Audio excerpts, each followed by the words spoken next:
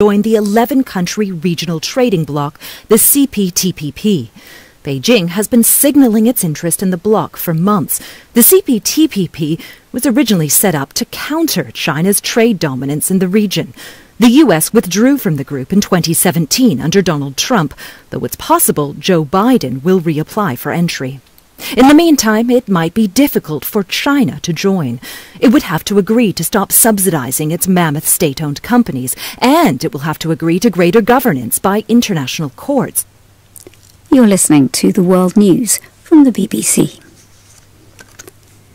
3 Chinese astronauts have returned to Earth after spending 90 days aboard China's Tiangong space station, marking the country's longest ever manned mission. State television showed support staff rushing to the capsule, carrying the crew, which landed by parachute in the Gobi Desert. China is planning 3 more crewed missions before the end of next year to expand the Tiangong space station, which is expected to orbit the Earth for a decade. The Energy Ministry in Lebanon has raised fuel prices by nearly 40%. The decision comes after recent warnings by the Energy Minister that the country's fuel subsidy was unsustainable and would have to come to an end. Amid a major economic collapse, Lebanon has been facing acute fuel shortages that have threatened to put essential services such as hospitals out of action.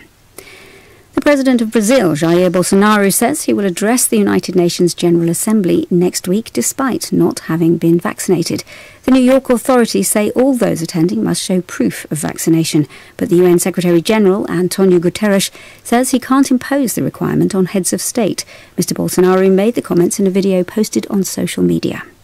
I will be at the UN General Assembly next week. I will give the opening speech, a calm speech, very objective, focusing on the points that matter to us. What happens? What do you get the vaccine for? To get antibodies? That's not it. My antibody count is at the top. In California, more than 350 firefighters are battling to protect a grove of ancient giant sequoia trees, the largest living organisms on Earth. Protective aluminium insulation has been wrapped around the base of the General Sherman tree, which is 84 metres high and has been growing for nearly 3,000 years. Overnight, the front of the colony fire came to within 2 kilometres of the biggest sequoias. That's the latest BBC News.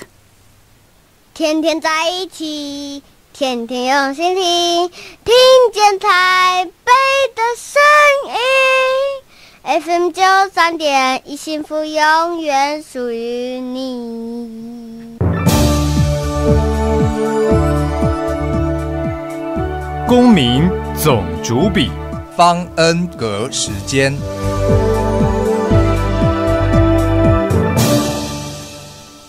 谁当家？谁当家？谁当家？你当家？谁当家？谁当家？谁当家？我当家。你当家？我当家。到底谁当家？你来当家。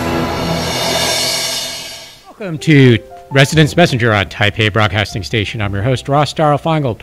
Today, our guest, because universities will be beginning their new semester next week in Taiwan, our guest is Wendy, a double major at Taida, National Taiwan University, in political science and law. Welcome to the show, Wendy.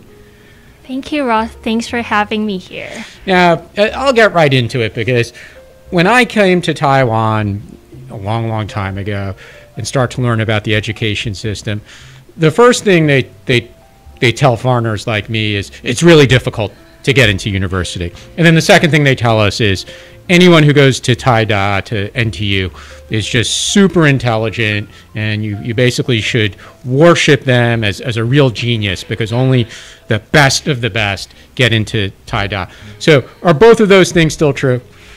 First of all, I think it's same for any country. It's really competitive and quite difficult to get into any of the prestigious universities or graduate school. And it's no difference here in Taiwan. So I have to say I really worked hard in my last year in high school. And I scored quite high to get into National Taiwan University. And based on my own experience, I think many of my classmates are really intelligent and also they work really hard. So I think it really depends on both elements. You have to be really hardworking and you have to be brilliant to get into Taida. But what about more broadly? now there's so many more universities in Taiwan compared to decades ago. A lot of schools that were what in English we might call a vocational school, like these wuzhuans, they upgraded to university. So what about those high school classmates of yours who weren't so hardworking? Did everyone still get into a university? I think it's quite different for the system in Taiwan because we actually had to take our high school entrance exam when we finished middle school. So you go to schools based on your score. So of course they are like popular high schools where almost everyone gets into either Taida or Zhengda or Tsinghua universities. So for my classmates, I think half of us got into Taida and half got into maybe Zhengda or other prestigious universities. But as for other high schools, I think it's becoming more and more simple to get into universities. But I think it's still really competitive if you want to get into maybe Taida or Zhengda or Chenggong University. The other thing that I often hear when I meet students, especially at the more prestigious universities, and you ask them what they're studying, and they'll name a department like the medical school, law, for example, like you, business, and then I'll ask them, is this something that you were always interested in? And the most common answer I get is something along the lines of, no, I wasn't interested in it, but my parents wanted me to study this. So is that something that still exists, that say in law or medicine, that a lot of the students who are studying in these majors, they didn't really have a passion for it. It's just that this is what the parents wanted.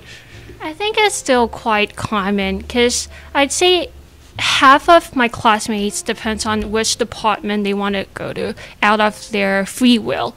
But the other half of them might just make the decision based on what their parents or the teachers say, or just based on their score, like what score they got in the university entrance exam. So yeah, both situations happen. So if you get a certain score, you're assigned to a particular department, or they give you a list of options and you pick one?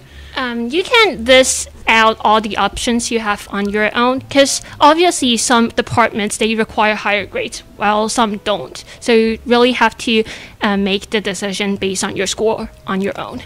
Now, Wendy, you speak English really, really well for a young person in Taiwan. And of course, the government says they want to turn Taiwan into a bilingual society. But share with us your own experience, going through the primary school, secondary school, and university.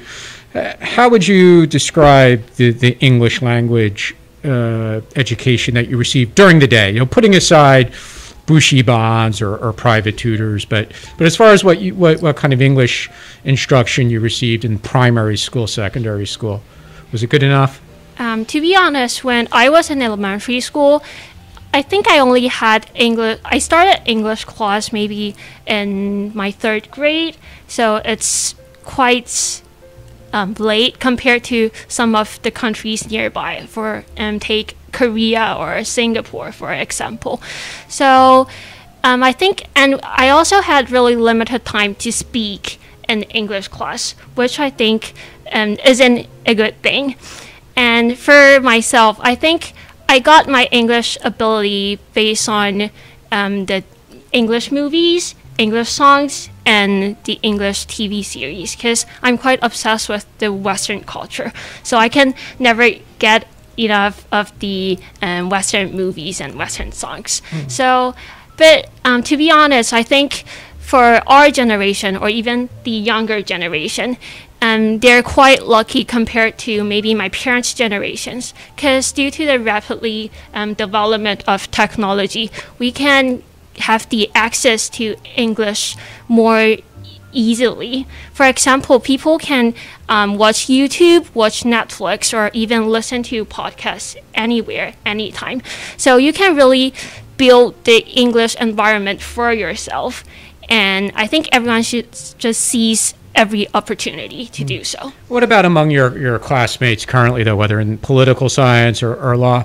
Is there a wide range of English language ability, or is the majority of the students approaching your level of fluency, or is it still some are really good, and there's still some who maybe they're not as interested in Western culture, so their English might not be as good. I think in general, most of my classmates do speak really good English, but the problem is what they learned at school might not be so useful when they really meet a foreigner and want to have a conversation with them, but they might be really good at maybe writing articles. So I think the problem is what you have to really have the methods to put what you learn at school into your daily lives. When you first got into Taida, or when you received the notice, well, what was your reaction? Were you relieved? Were you surprised? Or you expected it? Were you excited? Did you say, nah, I don't even want to go there. I'd rather go somewhere else? How did you react? Because, in America, and you may have seen it in the movies, like those movies about high school kids, they're always waiting for that letter, right? It's like a big moment. They open the letter, acceptance letter, sometimes a rejection letter. So what was your reaction? I'd say it was like a dream come true, because getting into Taida had been my dream for many, many years. But it was also quite disappointing that I got into the Department of Political Science. Well, I hope your professors aren't listening. But after studying it, I realized I really liked it. But it was quite complicated because whenever my relatives ask me which department you got into, and you have to say, I'm going to major in politics, and the first action they are going to ask you is, are you going to be a legislator when you graduate? I was like, no, I'm actually majoring in international relations. But I don't think they really understand what that is.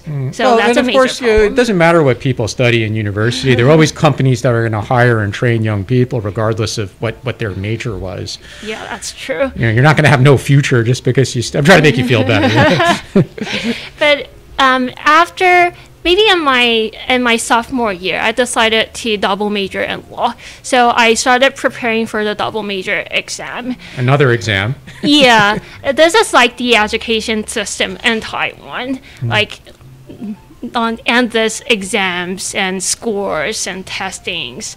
But I prepared for the exam for about 4 months, and I passed the exam. So I got the qualification to double major in law, which is another dream come true. Tell us a little bit about campus life. I mean, for example, you said you watch a lot of Western movies, and that just like high school movies about people at university are also a popular topic for Hollywood movies. How does campus life at NTU in 2021 differ from, say, campus life at universities outside of Taiwan? I think even university students, they spend lots of time studying in Taiwan, which is quite different from the TV series in the States, because they might have lots of clubs and extracurricular activities, while in Taiwan, most students still really focus on their academic studies, which is quite different. No fraternities and sororities like we have in America? No, I think no, we have no such things. But there are extracurricular activities as well, right? I mean, they're still kind of the same, whether it's music or like a newspaper or things like that. I mean, you still have some extracurricular activities, don't you? Yeah, for Taida, there are various kinds of clubs, but because I went to a really liberal high school, so I spent like my first year and second year in high school enjoying the clubs. So after I got into university, I was like, I think I had enough of that. So I didn't quite enjoy the clubs in university. What about sports? Because that's another thing. When we think of American universities, sports are a really, really big deal, especially at the larger universities. And if we compare Taida to a prominent sort of a state university in the United States, whether UCLA or similar state universities, the sports teams, and whether participating or watching, are always a big deal. What about in Taiwan? Still, many of my classmates play in the maybe basketball teams or baseball teams, but I don't think it's a activity for everyone to attend, like their games. But as for me, I kind of tried playing rugby in my sophomore year, but I never really got a chance to play in the games because I was too skinny. And the coach told me I had to gain like 5 kilograms to really participate in the game. And that was the end? That was the end of your rugby career? Yeah, and I decided to end it because I wanted to stay fit. Oh, that's too bad. Hopefully the rugby team survived without you. Yeah, they did survive. But yeah, I think it's kind of their loss. It's not my loss. The virus, of course, changed campus and university life significantly. But let's go back to 2020 when the virus first began around Asia and then around the world. And the situation here in Taiwan was still pretty safe. But back then, what kind of measures did the university start to impose? After the global outbreak, the first thing the university did was to postpone the date of us to start school. Then they gradually turned all courses into online ones. At the beginning of the semester, they said classes above 100 students should turn online. Then they said classes above 80 students should go online. And by the middle of the semester, all classes turned online. So for the following semester, I'm gonna do almost all my classes online. But it's not a brand new experience for me because it's actually my 3rd semester doing online courses. How did the professors adapt to this? Before we talk about the classmates, tell us about the professors. I think because some of the professors here are kind of in their 50s, so they do have some problems with the technical stuff. So is that the perception of young people in Taiwan, that people over 50 have difficulties with technical stuff? That's not just a concept. I think it's a fact. Even my parents, they have problems using technical stuff. Can you give us an example of what some of the common technical challenges that professors might have? They might just mute themselves when they have online courses. This is the most common thing. And they don't even realize this. And we have to start texting the professor saying, excuse me, professor, I think you just muted yourself. And sometimes they don't even read the messages. So the course is just gonna go maybe 10 minutes when no one can hear the professor. Well, what's the technological platform that the professors at Taida typically use to make the lectures available? After the school announced that all courses are going to turn online, then the Department of Computer Science in Taida, they built a platform called NTU Cool. And so all the professors could upload their videos to the platform, and the students can watch those videos on the platform too. And also the professors can give the final exams on the platform and also grade the students on the platform. So it's quite convenient. Do they typically upload their lectures before the normal time that the course would normally meet, or is it not available until the time that you would normally have class? I think it really depends on each professor, because some of the professors might upload videos a day ahead, and some really upload at this specific time, like when the course really starts, and they take them off right after the course ends, which is really strict. But for most of the professors, they're going to leave the videos here for 2 weeks, then take them down. So it's not really going to be up there on demand for the whole semester? No, because most professors think it's our responsibility to participate in class, no matter it's in-person classes or online courses, which is understandable. And what was the reaction from the students when this began? Did they feel it was necessary given the health situation? Did they feel the authorities were being too conservative because you're all young and strong and not worried, or not everyone comes to class anyway? I think most of my classmates are okay with this because they don't want to leave their bed and go into the classroom. So it's actually quite convenient for them to just stay at home and turn on their laptop, their computer, and join the class. But of course, we might have some technical problems too. So not just the professors, but also the students have technical problems. But I think since it's a tough time for everyone, so most of the professors are actually quite flexible and they are willing to give the students help, which is a good thing. Did you feel that your classmates were learning better or worse at the same pace that they would when they were in class? How did this affect your ability to gain knowledge from your professors? I think for me, it makes no difference going to classes in person or participating classes at home because I'm a self-disciplined person, so I can really follow the schedule and finish the video at the proper time.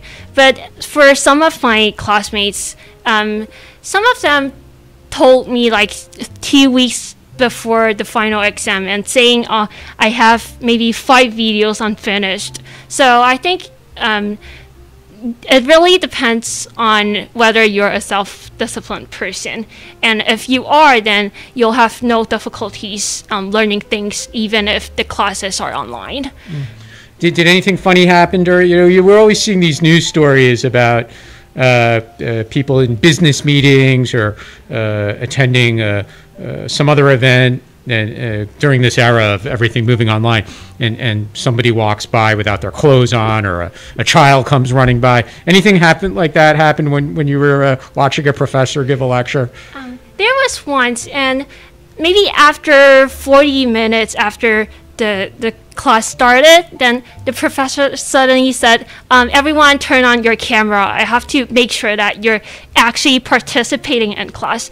And so everyone turned on their camera, and it was obvious that one of my classmates, she was wearing her pajamas and like laying in bed. So everyone could tell that she wasn't actually participating. Like she might have been sleeping. It was quite funny, and I made a screenshot of it and sent it to her. How did she feel about this afterwards? She was like, you got me. I was sleeping. Well, hopefully the professor didn't penalize her. I think the professor was fine with that, or he didn't even realize that because there were so many students in that class.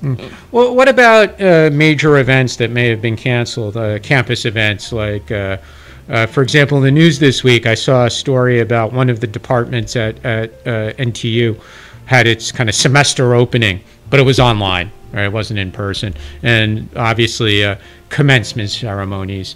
Are people going to want to have those things like redone in the future, or you just, that's it, forget it, doesn't matter? Or 3 or 4 months later, are you going to say like, we should try and have the event that was originally scheduled for months before? For me, because my graduation ceremony was canceled. But after that, many of my classmates went to exchange in Europe or went to graduate school in the States. So it's kind of difficult for us to do it again because many of my classmates are not in Taiwan. And also many of the major events are going to be canceled. For example, I always look forward to the marathon, an on-campus marathon, and it was canceled last year. I think it's also going to be canceled this year. What about vaccinations? Tell us a bit about how young university students, age people in Taiwan, how do they feel about vaccines? Are they eager to get them? Are they hesitant? Like in America, a lot of people are hesitant. Do they have a preference for AZ or Medigen or BNT or Moderna? What do you hear among your friends and classmates? As for me and my friends, I think all of us are really willing to get vaccinated, but unfortunately we're at the bottom of the list. So for me, I got vaccinated last Friday, and some of my friends also got vaccinated last Friday. But for us, we select that we're okay with AZ, like once we could register it. And for those who said they only wanted Moderna or BNT, and they don't even have the clue when they're gonna get vaccinated. But I think it's better for university students to get vaccinated because some of them live in dorms, and there are 4 students in one dorm, and like countless students in one building. So it's better for us, even if we're young and healthy, it's still better for us to get vaccinated to protect ourselves and protect our classmates and our professors.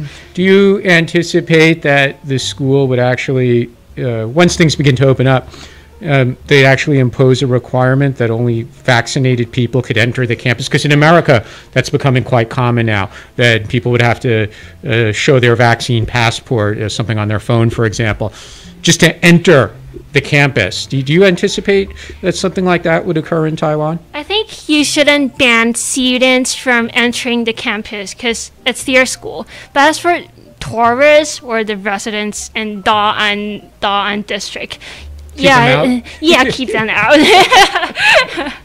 That's my opinion. But even so, you would be okay with imposing a requirement on students and faculty? They have to be vaccinated or no entry. For students, Taida students, I think whether vaccinated or not, you have to let them go to school because it's their right to be educated. Well, we'll see what happens with that. Because, I look forward to that. Well, we're going to take a short break. When we come back, we'll continue our conversation with NTU student Wendy at the beginning of the university semester. We'll also talk a little bit about Wendy's experiences volunteering around the world. You're listening to Residence Messenger on Taipei Broadcasting Station.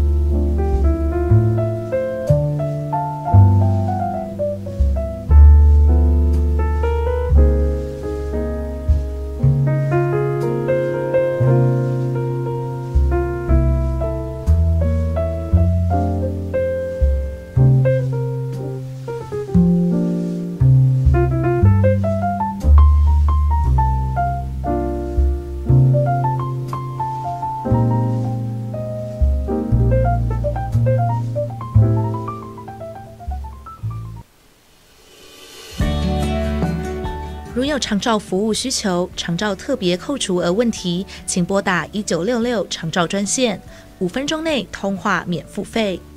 一通电话让长期照顾管理专员协助申请长期照顾服务及解答长期照顾特别扣除额相关问题。以上内容由台北市政府卫生局提供。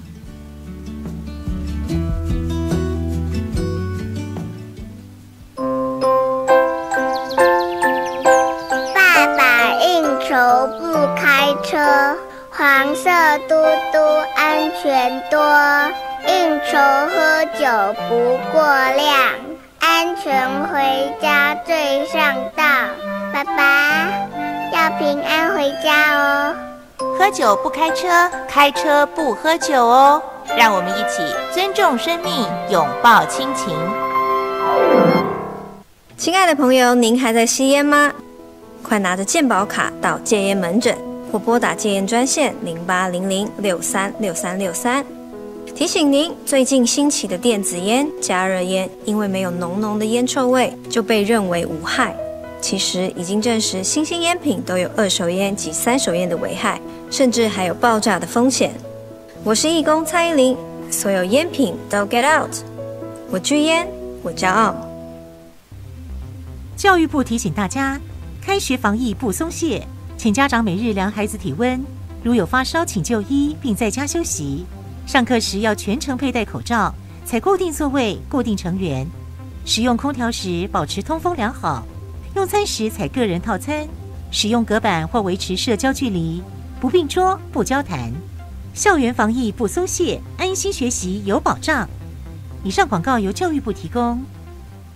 大家好，我是交通部观光局局长张锡聪。入住防疫旅宿，请主动出示居家检疫或居家隔离通知书。入住期间非紧急状况，请不要离开房间，请自行清洁房内环境，将垃圾打包绑好后放置于门房外，不可要求防务人员入房打扫。入住期间如果需要协助，请以电话联系防疫旅宿人员，避免直接接触，防范感染风险。有政府，请安心。以上广告由行政院与机关署提供。家己电台吼，家己主持咧。大家好，我是郭文哲，我伫台北广播电台。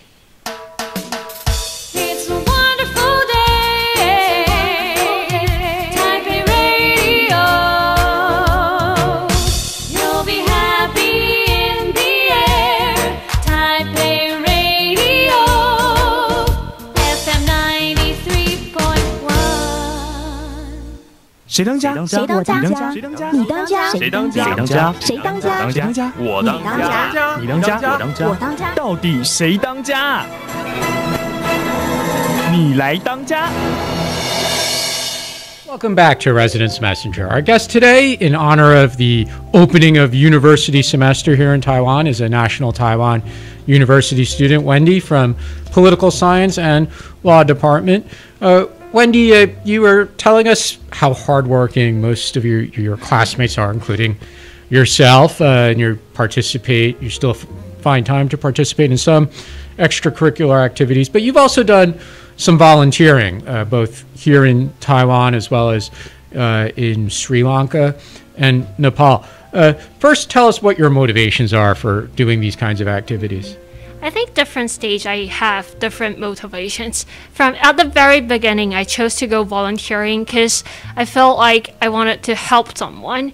But then maybe the second time I went volunteering, I went to Nepal. And I felt like the virtue of volunteering was to help yourself. Because by volunteering, you feel like you're really living in this world and you're doing something meaningful.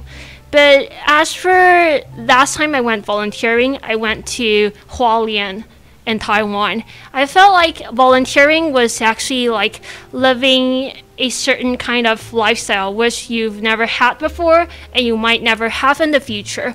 But by experiencing it and being part of them, you actually realize that there's actually this group of people living a lifestyle worlds apart from yours, and you can really understand their difficulties while being part of them. When you went to Sri Lanka, what precisely were you doing as a volunteer? I went to a small village, maybe 5 hours of driving from Colombo, and we hosted a winter camp for the kids there, because many of the parents, they went to Colombo or somewhere in Mid-East to earn more money. So for the kids, they're mostly taken care of their grandparents, and in order to accompany them, we hosted this winter camp and to spend time with them for about a week or so. And what did you do during the camp? Every member had different sections. For me, I was responsible for English and Mandarin teaching, but for me, I think it's more useful for them to learn English and it's actually a really useful skill. And as for Mandarin, I think they just forgot right after we left. So it was quite limited how much they learned. Were you only with volunteers from Taiwan, or was it a multinational group of volunteers? For Sri Lanka, I went here with a group of Taiwanese university students, and the organization was called YMCA Zhanghua. And for the second time I went volunteering, I went to Nepal, and it was also hosted by a organization in Taiwan called Waker. But as for the third time, I chose Nepal again because the first time I went to Nepal, it really left a positive and significant impression. So I chose Nepal again. And that time I got the information from an organization in Nepal called Volunteers Initiative Nepal. And I contacted them right away when I saw the information. And I bought a ticket and I flew to Nepal alone. So in that project, I worked with 2 Korean university students and 1 from the Netherlands and 1 German girl. From your experiences in Sri Lanka and Nepal, what do you think, and even though you're a relatively young person, but what do you think is holding back those countries? What did you sort of realize? Is it a political problem, corruption problem, education problem? What did you observe? I think the political problems lead to all the other problems like poverty and lack of education. So I think corruption and inefficient government is the main problem. Were the students surprised to see you? Had they interacted with people from different parts of the world or people from East Asia? Were they used to seeing people who don't look like them? For them, they think we're like Westerners because our skin color is relatively lighter. So for them, they always think we're really beautiful, and not just in the villages, like in the cities like Colombo. It's quite it happens all the time that when you're walking on the streets and people like just gather and trying to take photos with you because they think you're really good looking. Yeah, that never happens to me in Taiwan. But you're a good looking guy. Thank you. I think people are just shy here. Oh, thank you. Did they feel that you're kind of looking down on them, though, that you're coming from far away to teach them, or were they genuinely grateful? I mean, did they realize how difficult their situation is? What was kind of the reaction? Maybe not so much from the children, but you said the grandparents in Sri Lanka or the parents in Nepal. I mean, how do they feel about this kind of charity being delivered to them? I think for the grandparents here, they were actually quite happy that young people were going there and accompanying their grandchildren. As for the kids, because they're really little, so I don't think they understand that the purpose of us going there.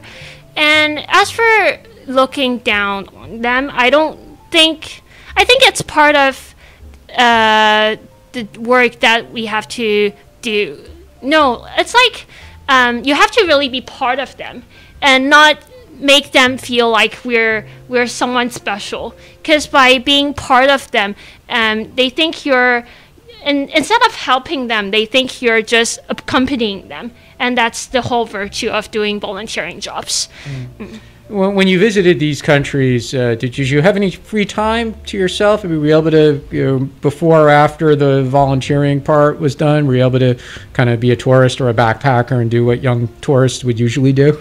Most of the time, after volunteering, after finishing the project, we have maybe 3 days in either like Colombo or Kathmandu to do some tourist things. Mm-hmm. Yeah, and which country did you like the best? I think every destination is different. It's hard and unfair to say which one is better. But for me, I prefer Nepal over Sri Lanka. Why is that? First, the people there were like really nice. I remember there was once, like the day before I was taking the plane back to Taiwan, and I was looking for a pharmacy. So I just asked a person there, like, where is the pharmacy nearby? And he not only told me where the pharmacy was, but he also told me where the supermarket was, where I could get nice food, where was the fruit vendor and stuff like this. It was so heartwarming. Then you volunteered in Hualien as well. Why did you feel that you wanted to do some domestic volunteering after having done some international volunteering? One of the reasons it's because we're going through the COVID period of time, so we can't really travel. Or I actually planned to go to Mongolia with one of my partners from Nepal, but we couldn't make it. So then I chose Hualien. And before I got there, I kind of hesitated because I felt like even in Hualien, they had what we have in Taipei. I mean, the facilities. And after I really got there, it's true that compared to Nepal or Sri Lanka, the facilities was way better. But they also have their problems, and the main problem was lack of education, because for many of the teachers there, they were so eager to leave Hualien and teach in the big cities like Taipei, New Taipei City, Taichung, so they might leave right after they had a chance. So for the kids there, some of them might get used to one teacher, but after several months, the teacher's leaving, so then they have to go it all over again. So it was kind of becoming a cycle, and making them don't have enough resource, the education part. What about your parents or your family? I mean, how did they feel? Young lady, you say you want to go to Sri Lanka or Nepal. Some parents might be a little bit worried. I'd be worried if you said you wanted to go up to a mountain village in Hualien. So what was the reaction from your family when you said you wanted to do this kind of volunteering? The first time I said I wanted to go to Sri Lanka, and the first time I went to Nepal, I think my parents were okay with that, because after all, I was going with a group of Chinese students. But for the time when I bought a ticket on my own and flew to Nepal alone, my dad was really worried. He was like, text me when you get to Nepal and text me when you're transferring, like you have to call me. And he was really worried, and he kept telling me, like, don't talk to strangers, don't eat the food the vendors sell, things like this. So yeah, he was quite worried that time. But besides that, I think he was quite okay and quite proud of me doing volunteering jobs. What about Hualien? What was the reaction to your family? Not from a safety perspective, but just the idea that you'd be volunteering in Taiwan. I think my dad's always happy to see me volunteering. And when I went to Hualien, one thing really special was that we had to hand in our SIM cards. So no phones, no internet, no contacting allowed. So and why did the organizers impose this restriction? To live the moment, like, because once we have our phones, we get easily distracted, and we might spend less time with the kids. So we got there, like we took the train for 4 hours to get there. It's better for us to just spend 100 of our times with the kids there to make the biggest use of it. Do you think that was a good idea, or maybe a bit too strict? I think it's a bit too strict, because I think we need to have some alone time, and we can't, because after maybe the third day, you get a bit tired. Like, kids, it's waking you up 6 in the morning, and maybe at 7 p.m. you want them to go home, but they stick themselves on you, and it's actually a bit tiring. So you do need your phone and be distracted a bit to be more energetic the following day. Having spent some time volunteering in indigenous community, then you're back in the big city and going to class, meeting with your friends, classmates. What do you find are the perceptions that young people here in the big city in Taipei have about Taiwan's indigenous persons? Do they have positive, negative, or they just really don't know enough about them? I think they have the specific stereotypes of those countries or people. So even before I went volunteering, it happened to me too. So I think the best solution is for you to really experience it and know that we're all human beings. And even if we have different lifestyles, and we're part of the global, so we have to be nice to each other. Mm-hmm. What about specifically with regard to the indigenous communities in Taiwan? What do your classmates are all Taiwanese. What do they know or not know, just based on your own experience having spent time in the indigenous community?